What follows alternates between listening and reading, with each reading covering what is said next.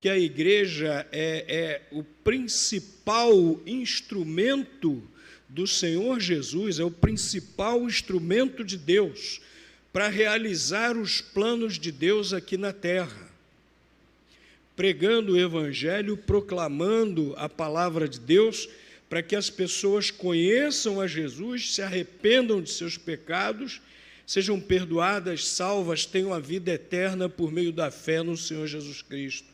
A igreja desempenha esse papel tão importante no plano de Deus, e por isso Satanás odeia a igreja também. A igreja foi criada pelo Senhor Jesus Cristo com esse propósito. A igreja ama Jesus. A igreja serve a Jesus, a igreja proclama Jesus. E Satanás sempre tem procurado destruí-la. Satanás tem sempre perseguido a igreja, tem atacado a igreja de fora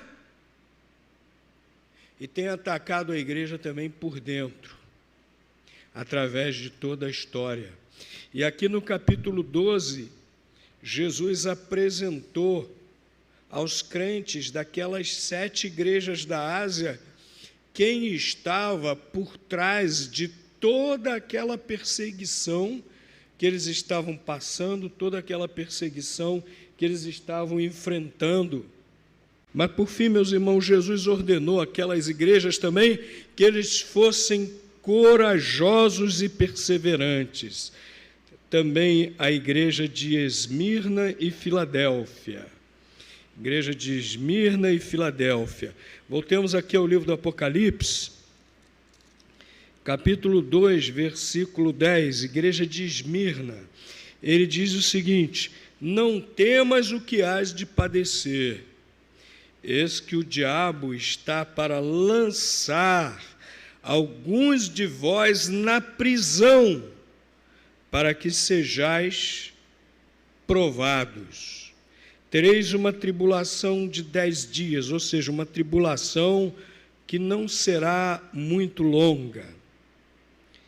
Ser fiel até a morte, dar-te-ei a coroa da vida. Vejam agora, por favor, capítulo 3, versículo 10, o que ele diz à igreja de Esmirna. A igreja de Filadélfia. Capítulo 3, versículo 10.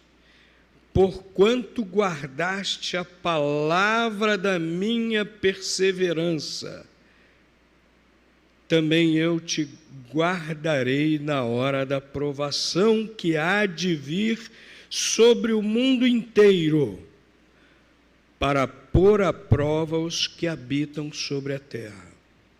Estava se iniciando uma grande perseguição aos cristãos, movida pelo Império Romano. E Jesus promete aqui aos crentes da igreja de Filadélfia que, por eles terem sido perseverantes, apesar de já terem eles sido perseguidos ali em Filadélfia, a perseguição começou ali, e eles não negaram a Cristo, eles foram fiéis, foram perseverantes, não negaram a Cristo. Então Jesus prometeu que essa grande perseguição não os alcançaria, porque havia começado ali, e eles foram fiéis. Passaram no teste. Meus queridos, as provações, as dificuldades, os problemas vêm e revelam quem realmente é crente em Cristo e quem não é. Jesus permite para que isso seja revelado. Quando tudo vai bem, nós falamos: eu sou fiel a Jesus. Mas quando as coisas vão mal, quando nós somos perseguidos por causa do Evangelho, aí se revela quem realmente é crente em Cristo e quem não é.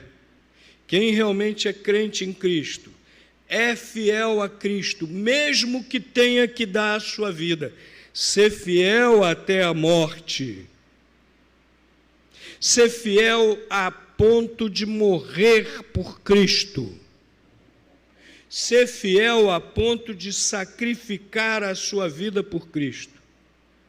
E aí você está provando que realmente você é um crente em Cristo e recebe a coroa da vida. Quando iniciou aquela grande perseguição, os cristãos eram levados diante das autoridades do Império Romano, e eles tinham a oportunidade de negar a Cristo e adorar o imperador, que o imperador estava exigindo que o adorassem como Deus. E os cristãos, então, tinham aquela oportunidade. Podiam adorar o imperador. Mas os verdadeiros crentes em Cristo se negavam a isso e diziam: só Cristo é Senhor. Só Cristo é Senhor.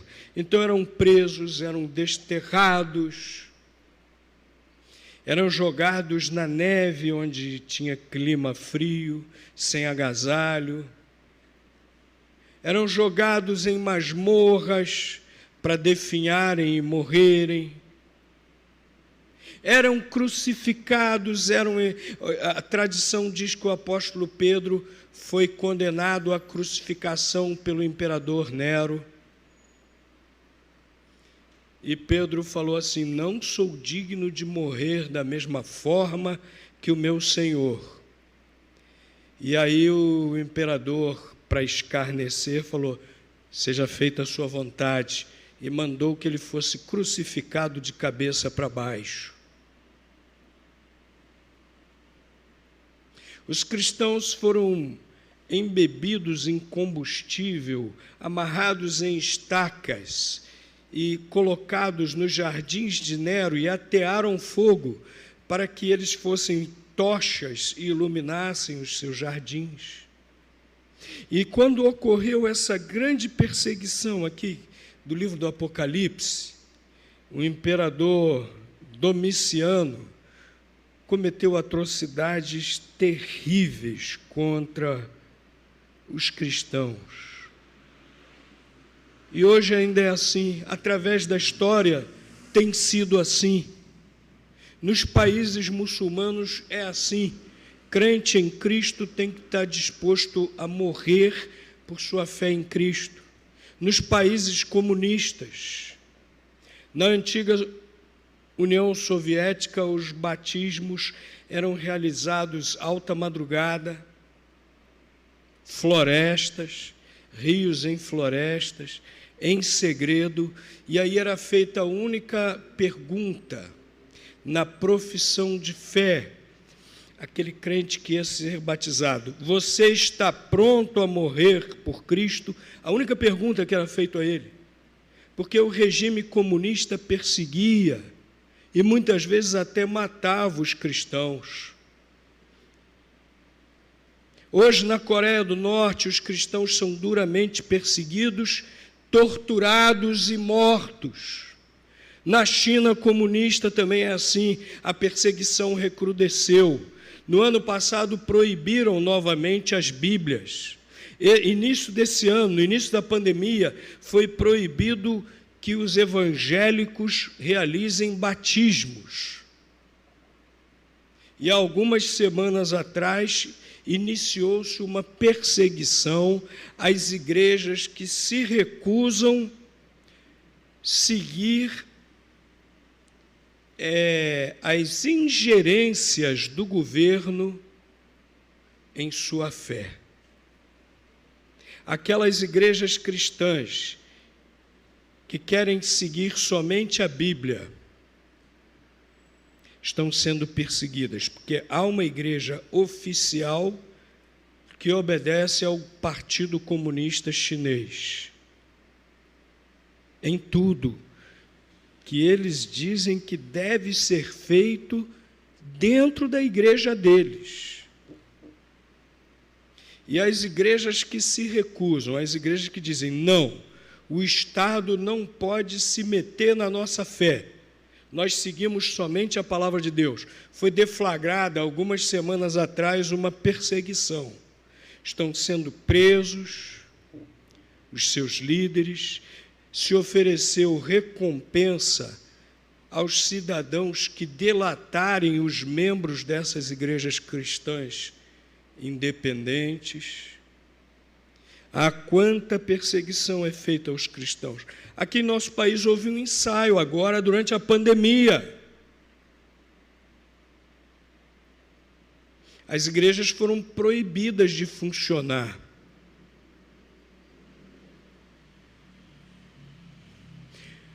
Houve lugares que igrejas que estavam transmitindo o culto foram invadidas violentamente por fiscais que proibiram. Ensaio de perseguição já. Preparemo-nos, porque a palavra de Deus diz que isso vai se intensificando até o dia da volta de Jesus. Preparemo-nos. Nós precisamos ser corajosos. Jesus ordenou coragem e perseverança. A igreja de Esmirna, a igreja de Filadélfia, diante da perseguição. E nós também, meus irmãos, precisamos ser corajosos e perseverantes. Cristianismo é para quem é corajoso. Cristianismo é para quem é corajoso. Porque está disposto a pagar o preço, porque está disposto a sofrer, se necessário for, por Cristo. Meus queridos, e infelizmente, nós temos vivido nos dias de hoje um cristianismo Nutella, crentes medrosos, muitos crentes que têm medo.